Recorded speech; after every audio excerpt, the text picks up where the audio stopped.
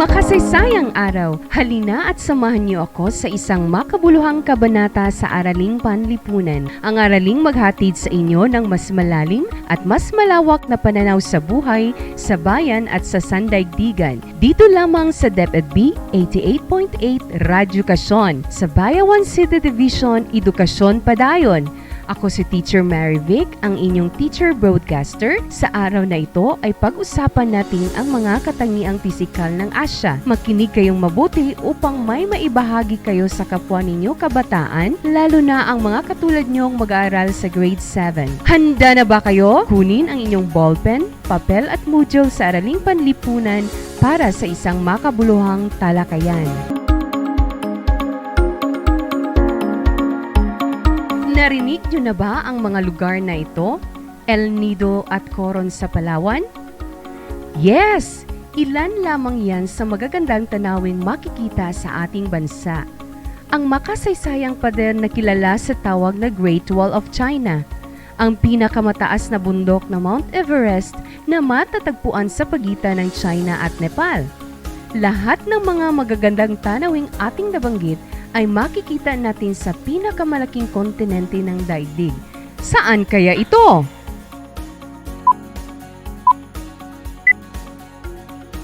Ang galing mo! Tama, sa Asya! Ngayon ay handa ang inyong sarili sapagkat dadalhin ko kayo sa paraiso ng Asya.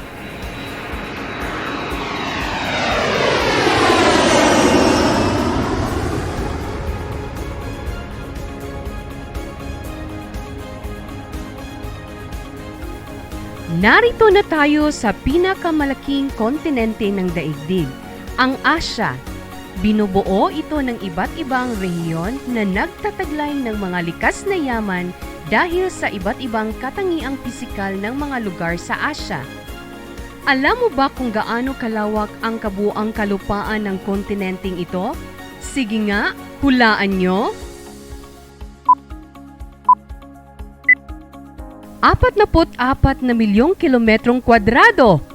Tama! Akalain mo yung humigit kumulang na 44,486,104 square kilometers ang eksaktong lawak ng kalupaan ng kontinenteng Asya. Halos katumbas nito ang pinagsama-samang lupain ng North America, South America at Australia. At halos sangkapat o 1/4 lamang nito ang Europe. Tinatayang sangkatlong bahagi o 1/3 ng lupain ng buong daigdig. O diba? Napakalawak ng kontinente ng Asya. Upang lubos ninyong maunawaan ang tungkol sa Asya, pag-usapan natin ngayon ang heograpiya ng kontinenteng ito. Pero bago yan, bigyan muna natin ng kahulugan ang salitang heograpiya. Ang heograpiya ay nagmula sa dalawang salitang Griego. Ang geo na ang ibig sabihin ay daigdig at graphin na ang ibig sabihin ay magsulat. Sa makatuwid, maaaring sabihin natin na ang heograpiya ay nangangahulugan ng paglalarawan ng ibabaw o balat ng lupa o daigdig. Upang ilarawan ito, kailangan nating tingnan ang iba't ibang datos tulad ng iba't ibang agham pisikal, biolohikal at sosyal.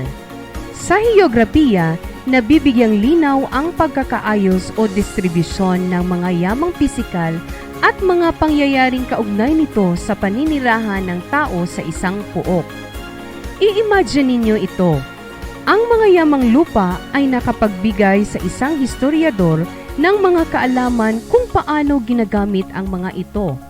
Halimbawa, ang bahagi ng isang kalupaan ay ginagamit bilang tirahan, ang iba naman ay para sa agrikultura at ang iba ay para sa industriya. Ngayon naman, halika at tingnan natin ang lokasyon ng Asya. Alam mo ba kung paano ito tingnan sa mapa? Matutukoy ang lokasyon ng isang kontinente sa pamamagitan ng pagtingin sa equator, latitude, longitude at prime meridian. Sige, isa-isahin natin ang mga ito.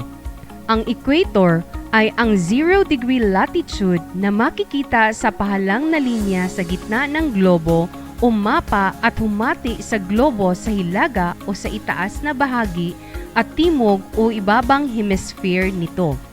Ang latitude ay ang distansyang angular na tumutukoy sa hilaga o timog ng equator. Longitude naman ang tawag sa distansyang angular na tumutukoy sa silangan o kanluran ng prime meridian. Prime meridian naman ay ang 0 degree longitude o ang nasa gitnang linya pababa ng globo na naghahati sa silangan at kanluran. Diba? Madali lang tukuyin ang mga lokasyon ng Asya? Upang mas maintindihan natin ito, tingnan natin ang lokasyon ng Asya sa mapa. Ang nasasakop ng Asya ay mula sa angular na 10 degrees timog hanggang 90 degrees hilagang latitude at mula sa 11 degrees hanggang 175 degrees silangang longitude. Tara, tuklasin natin ang humahati sa rehiyon ng Asya. Sabayan niyo akong sabihin ito.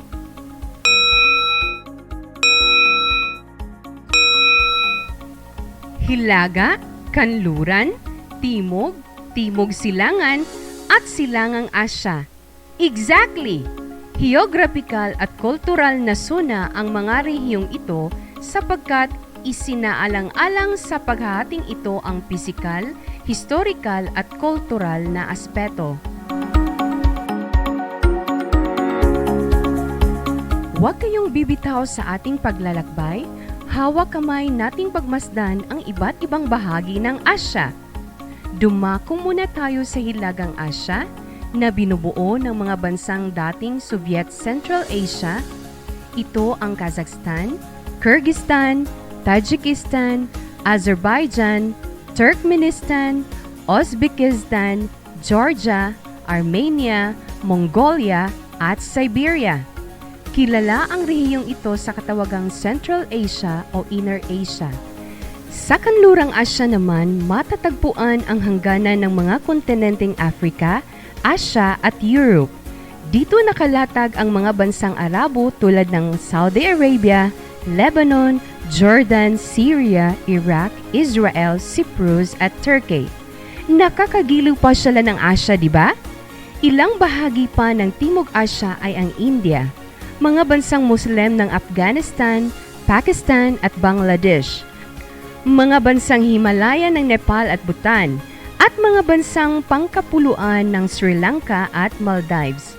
Sunod nating lakbayin ay ang Silangang Asya na binubuo ng China, Japan, North Korea at Taiwan.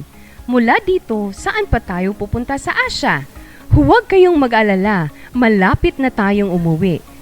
Tara at puntahan natin ang Timog Silangang Asya na minsang binansagang Father India at Little China. Dahil sa mga impluwensya ng mga nasabing kabiasnan sa kultura nito, ang rehiyong ito ay nahahati sa dalawang subregions, ang mainland Southeast Asia na binubuo ng Myanmar, Thailand, Vietnam, Laos, Cambodia. Ang isa pang subregion ay ang insular Southeast Asia na binubuo ng Indonesia, Malaysia, Brunei, Singapore, East Timor at syempre, ang Pilipinas. Nagustuhan mo ba ang mga pinasyalan natin?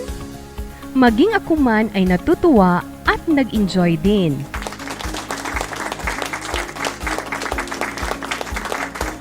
Ngayon ay higit mong natutunan na ang Asya at ang katangiang pisikal nito ay binubuo ng mga iba't ibang rehiyon na kinapapalooban ng iba't ibang bansa. Malugod ang aking pagbati sa galing at husay ninyo. Salamat at sinamahan niyo ako sa paglalakbay-aral sa kontinente ng Asya.